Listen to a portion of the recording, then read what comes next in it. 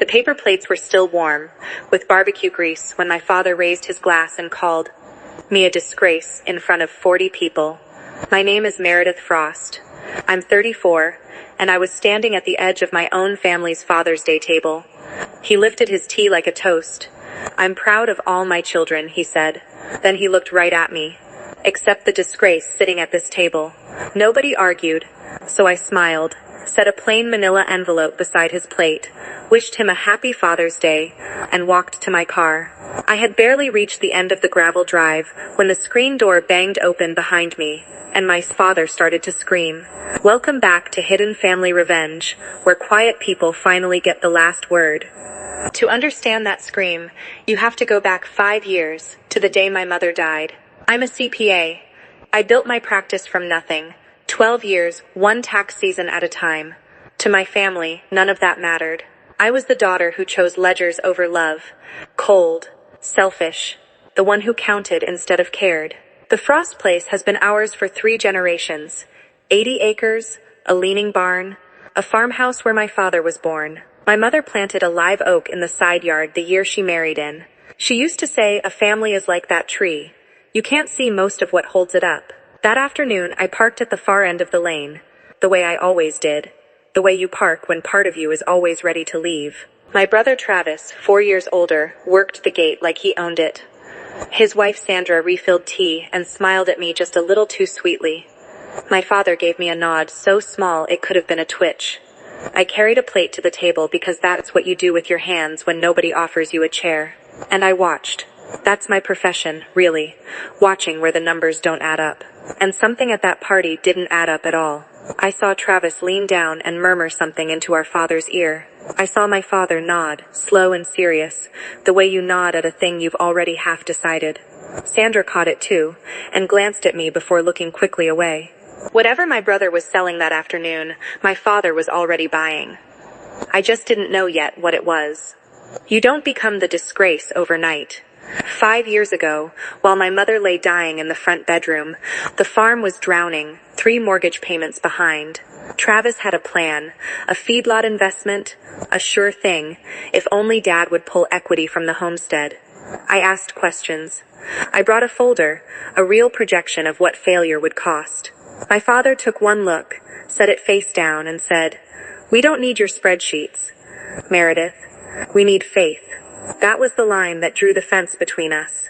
2 years ago, I found a bank notice shoved under the Sunday paper. Red ink, second notice. My father lied to my face. "I handled it," he said. "Travis and I handled it." A man who's handled something doesn't hide it under the newspaper. At the party, the neighbors arrived around 4. My father put his arm around Travis and swept his hand toward the land, gold in the late sun. "This has been Frost land since my granddad cleared it," he said. "4th generation, right here. We've got it all worked out." I stood 10 feet away, holding a plate I hadn't touched, and I felt something colder than anger. Because I knew exactly what that house was worth down to the dollar, and exactly who held the note on it. And it wasn't the man making the toast. He was standing in his own front yard, promising the neighbors a legacy he no longer fully owned. And he didn't even know it. Here is what none of them ever knew. The feedlot deal collapsed. The con man vanished. My mother died that April, and the family needed someone to blame, so they blamed me. At her funeral, my aunt told 3 women that I cared more about money than my own mother, while Travis cried beautifully at the casket. What nobody knew, I paid for her hospice care myself, quietly, through a billing address that wasn't mine. I held her hand the night she died.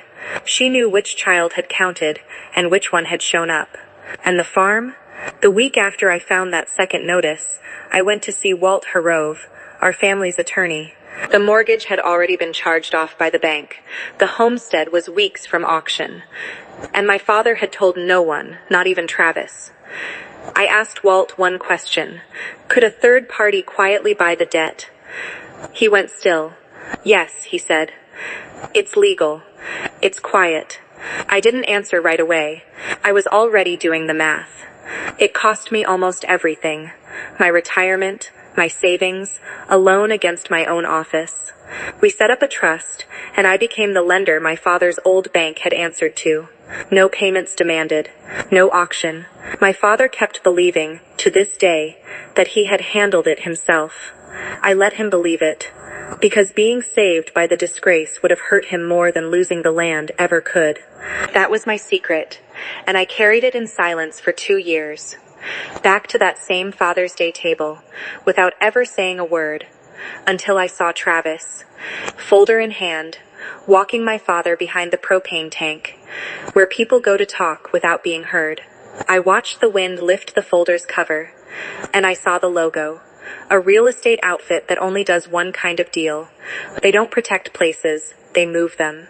My father picked up the pen. "Dad, wait," I said. Travis snapped the folder shut. "Family business, Meredith. Nothing that concerns you." Later, at the drink table, I overheard Sandra whisper to my aunt that once it was all signed over, they'd finally get what they were owed. Signed over. Not inherited. Now. I slipped into the kitchen while the cake was being cut, and opened that folder myself. A listing agreement.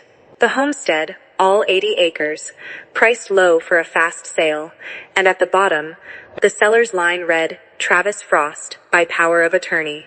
I photographed every page, and called Walt from behind the barn. He confirmed what I already knew. If Travis found a buyer, my father could lose the farm in 60 days, and he wouldn't even understand what he'd signed. But Travis didn't know one thing. The farm could never be sold without going through me first. My trust held the lien.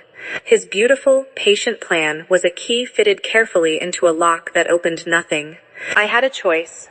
Let his scheme quietly collapse on its own the moment a title search hit it, or bring the whole truth to the table myself. I sat on an overturned bucket in the barn's shade and thought of my mother's letter. "He'll never thank you, do it anyway." And I understood, finally, that protecting the land was not the same thing as protecting the lie. I gave my father one last quiet chance. "Before you sign anything else, will you let me read it?" His jaw hardened. Travis appeared at his elbow, and my father said, loud enough for everyone, "You lost the right to worry about this family the day you let your mother die." That night, at my office, I printed 3 documents. The recorded deed showing my trust held the lien, the bank's payoff letter proving I'd saved the farm 2 years earlier, and Travis's listing agreement, signature and all. I slid them into a plain envelope and wrote one line, "Happy Father's Day." By dusk I was back at the farm. My father stood to make his toast. The same words, word for word. Proud of all my children, except the disgrace, sitting at this table. I didn't cry. I set the envelope beside his plate. "Open it when you're ready," I said, and walked away. Behind me, I heard the paper tear, then silence. The kind a man makes reading something that doesn't match the story in his head. Then his voice cracked across the whole yard. "Travis, what did you do?" He came up out of his chair so fast it went over into the grass. The neighbors came off the fence. Porch lights snapped on down the road. I started my engine and said the only thing left to say, "I didn't come to take anything, Dad. I came to give it back. It was always going to be yours. I just made sure no one could take it from you, including him." The listing died within the week. Travis's creditors didn't disappear with it, and neither did the truth. Sandra took the kids and didn't come back. My father called 9 days later. He didn't apologize. He doesn't have the equipment for that. But he asked why I never told him. "You wouldn't have let me help," I said, "if you'd known it was me." I still keep the roof over his head. For my mother. For the land. But I told him plainly, I won't keep standing in a room that calls me a disgrace. Those are 2 different things now, and he doesn't get one without the other. Some families only learn who held the roof up once the lie finally falls. If you've ever been called the cold one by people who never saw what you carried in the dark, tell me in the comments. I read every one. Subscribe to Hidden Family Revenge, where the quiet ones always get the last word. I'll see you at the next table.